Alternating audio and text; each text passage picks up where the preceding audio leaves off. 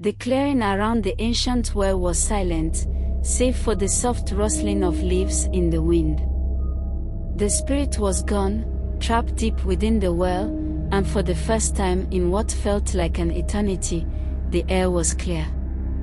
Kila lay on the ground, exhausted but relieved, the enchanted mirror now lifeless in her hands.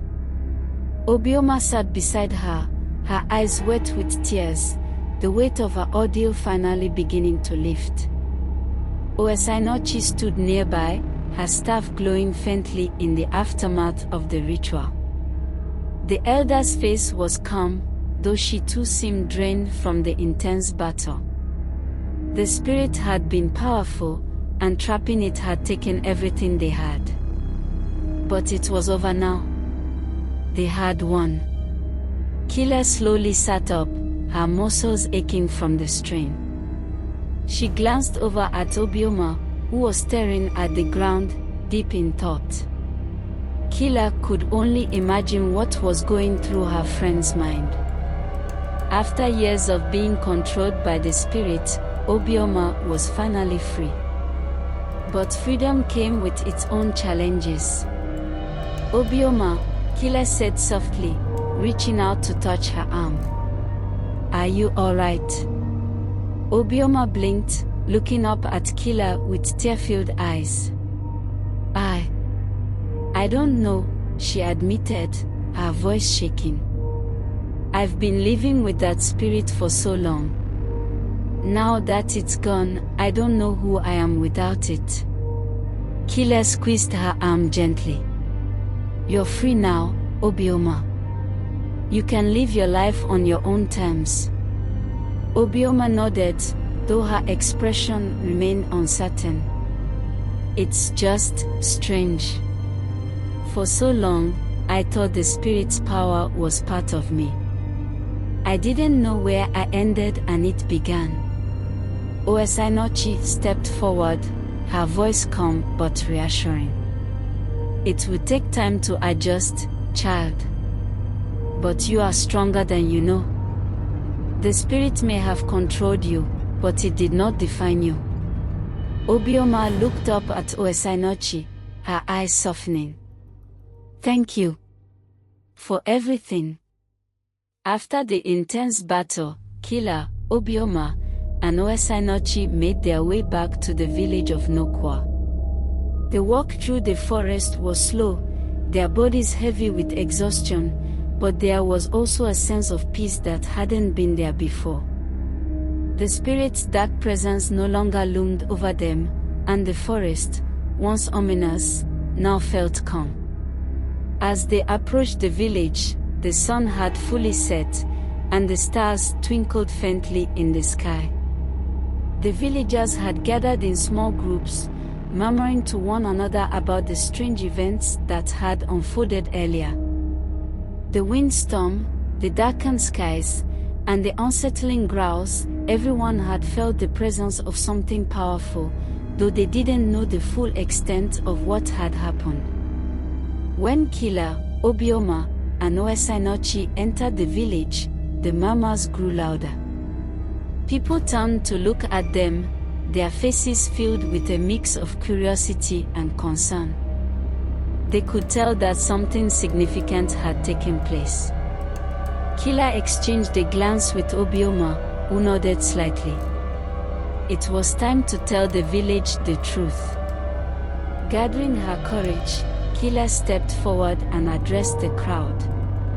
People of Nokwa, tonight you may have felt a disturbance, a dark presence. That presence was the spirit that has been controlling Obioma for many years. Gasps rippled through the crowd as the villagers turned to look at Obioma, who stood silently by Kila's side. Obioma was bound to a spirit, one that gave her the power to braid hair faster than any of us could imagine, Kila continued. But it wasn't a gift, it was a curse. The spirit controlled her, and it fed on the energy of everyone whose hair she braided. Tonight, with the help of Oesainochi, we confronted the spirit and trapped it in the well in the forest. Obioma is free. The crowd was silent for a moment, processing Kila's words. Then, slowly, murmurs of disbelief and amazement spread through the villagers. Some were shocked, others were skeptical, but the truth of what had happened was undeniable. Obioma stood in front of the gathered crowd, her heart pounding as she waited for their reaction. She could feel their eyes on her, judging her, questioning her. For so long, she had been known as the woman with the miraculous speed, the one who could braid hair in record time. Now, they would see her differently. At first, there was only silence. Then, an elderly woman stepped forward from the crowd. Kila recognized her as Ego, the woman who had spoken to her in the salon before. Ego's face was kind but serious as she approached Obioma. "Obioma," she said softly, "we never knew what you were going through. You were always so strong, always so talented. We admired you. And now that we know the truth, I can only say, I'm glad you're free." Tears welled up in Obioma's eyes as she listened to Ego's words. For the first time in a long time, she felt seen, not as a vessel for the spirit, but as herself. One by one, other villagers began to speak up, offering their support and understanding. They expressed their relief that the spirit was gone and that Obioma could now live her life without the burden of its control. There was a sense of unity in the village, a collective sigh of relief that the darkness that had plagued their community was finally lifted. Obioma wiped away her tears and smiled faintly. "Thank you," she whispered, her voice filled with gratitude. "I didn't know how you would all react. I was so afraid." Kila stepped forward, placing a hand on Obioma's shoulder. "You don't have to be afraid anymore, Obioma. You're free. And you have the support of your village." In the days that followed, life in Nokwa slowly returned to normal. The dark energy that had once lingered over the village had dissipated, and the villagers seemed lighter, more at ease. Obioma, too, was beginning to adjust to her newfound freedom, though the transition was not without its challenges. Without the spirit, Obioma's ability to braid hair with supernatural speed was gone. She was still skilled, but now, her work took much longer than it had before.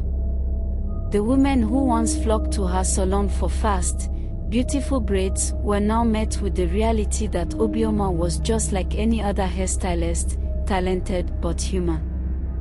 At first, Obioma worried that her customers would abandon her.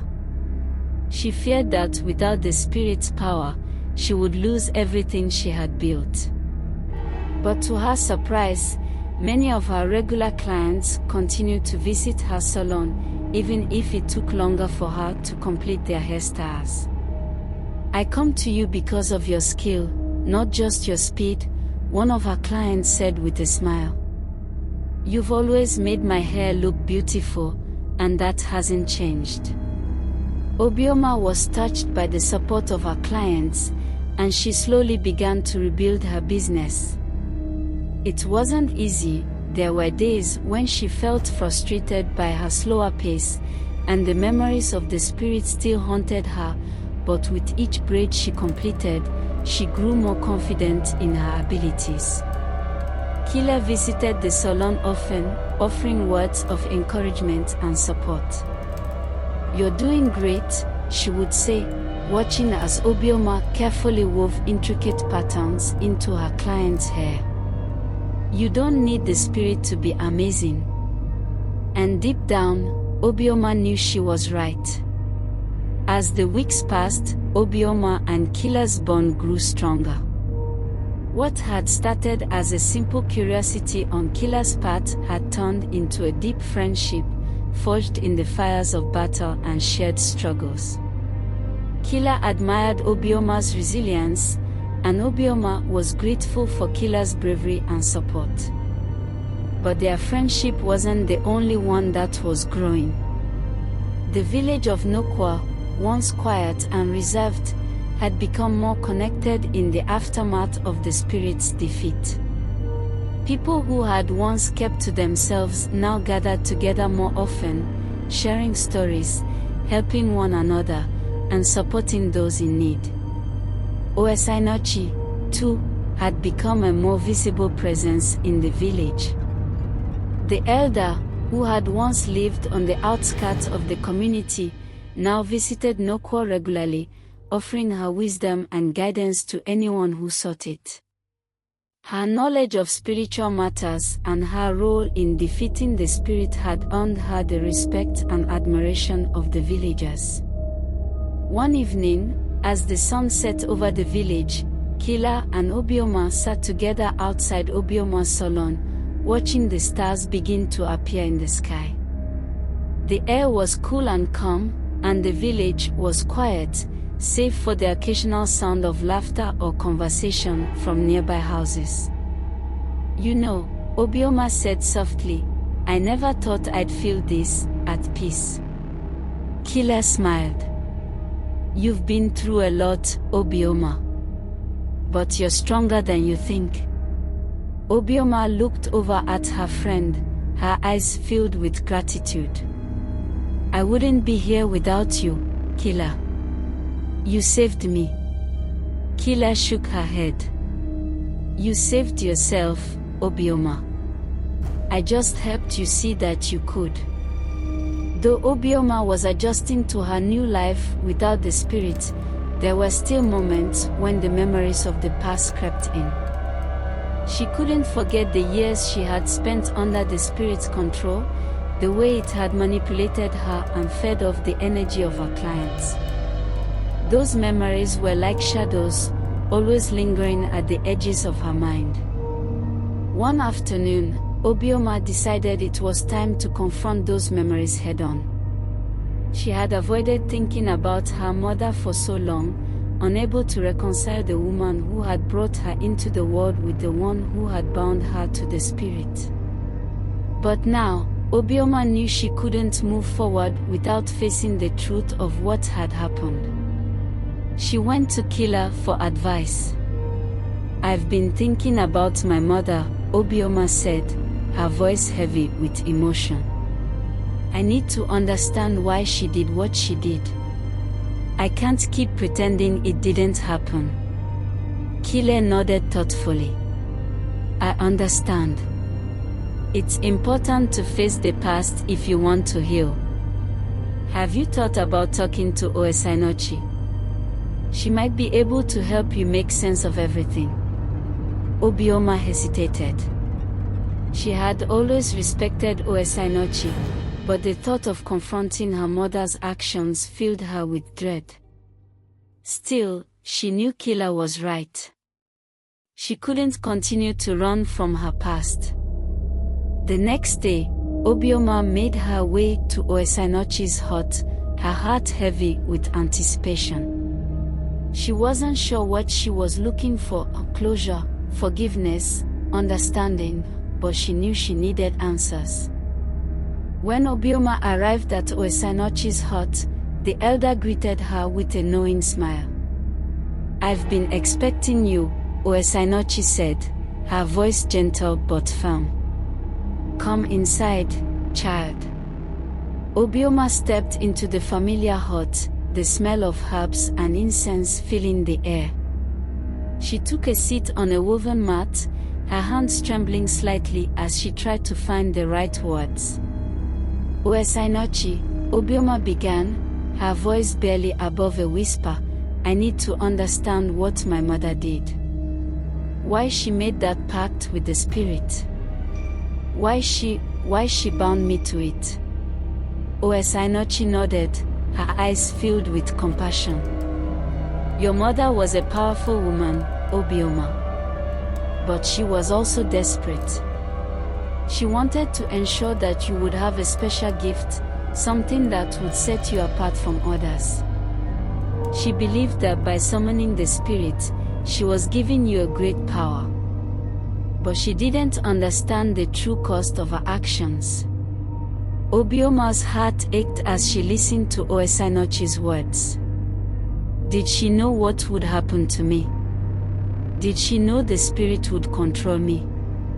Oesainochi sighed. I don't believe she fully understood the consequences. The spirit was cunning, and it promised her much in exchange for the pact. But by the time she realized the truth, it was too late. The spirit had already bound itself to you, and your mother, she paid the ultimate price. Tears welled up in Obioma's eyes. She disappeared because of the spirit, didn't she? Oesainochi nodded sadly. Yes. The spirit took her, just as it tried to take you.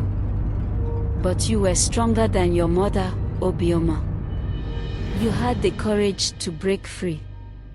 Obioma sat in Oesainochi's hut, her heart heavy with the weight of her mother's actions. The revelation that her mother had been manipulated by the spirit was painful, but it also brought a sense of clarity. For so long, Obioma had blamed herself for what had happened, believing that she had somehow been complicit in the spirit's control. But now she understood that her mother had been a victim too. Tears streamed down Obioma's face as she struggled to come to terms with the truth. I don't know if I can forgive her, she whispered. She's the reason I was bound to that spirit. She's the reason I suffered for so long. Oesainochi reached out and placed a comforting hand on Obioma's shoulder. Forgiveness is not easy, child. But it is not for her sake, it is for yours. Carrying the weight of anger and resentment will only hold you back. You have already broken free from the spirit's control. Now, you must break free from the pain of the past. Obioma wiped her tears, her heart aching with a mixture of grief and relief. She had spent so long carrying the burden of her mother's choices, but now she understood that forgiveness was the only way forward. I want to forgive her, Obioma said softly. I want to let go of this pain. But how do I do that? Oesainochi smiled gently. It will take time, but you have already taken the first step by acknowledging your feelings. Let yourself grieve, let yourself heal. In time, you will find the strength to forgive. Obioma nodded, her heart feeling lighter for the first time in years. She still had a long way to go, but for the first time, she believed that healing was possible. As the days turned into weeks, Obioma slowly began to find her footing in this new chapter of her life. She continued to work at her salon, and while she no longer had the spirit's supernatural speed, her clients remained loyal. They appreciated her skill, her care, and the genuine kindness she brought to each appointment. Obioma's relationship with Kila grew stronger too. The two friends often spent their evenings together, talking about their dreams for the future and reflecting on the challenges they had faced. Kila, ever the adventurer, spoke of traveling to distant lands and experiencing new cultures. Obioma, on the other hand, dreamed of expanding her salon and using her talents to teach others the art of hairstyling. Though the memory of the spirit still lingered in Obioma's mind, she no longer felt its dark presence weighing her down. With each passing day, she grew stronger, more confident in her own abilities. She had survived something unimaginable, and now she was ready to live her life on her own terms. One evening, as the sun set over the village, Obioma and Kila sat together outside the salon, watching the stars begin to twinkle in the sky. You know, Obioma said with a soft smile, for the first time in my life, I feel like I'm truly free. Kila smiled back, her eyes filled with pride for her friend. You are, Obioma. And you deserve every bit of happiness that comes your way. Obioma nodded, her heart swelling with gratitude. She still had a lot to learn, and there were still days when the memories of the past threatened to pull her down. But with the support of her friends and the strength she had found within herself, she knew she could face whatever the future held. As the stars twinkled above Nokwa, Obioma and Kila sat in comfortable silence, reflecting on the journey they had been through together.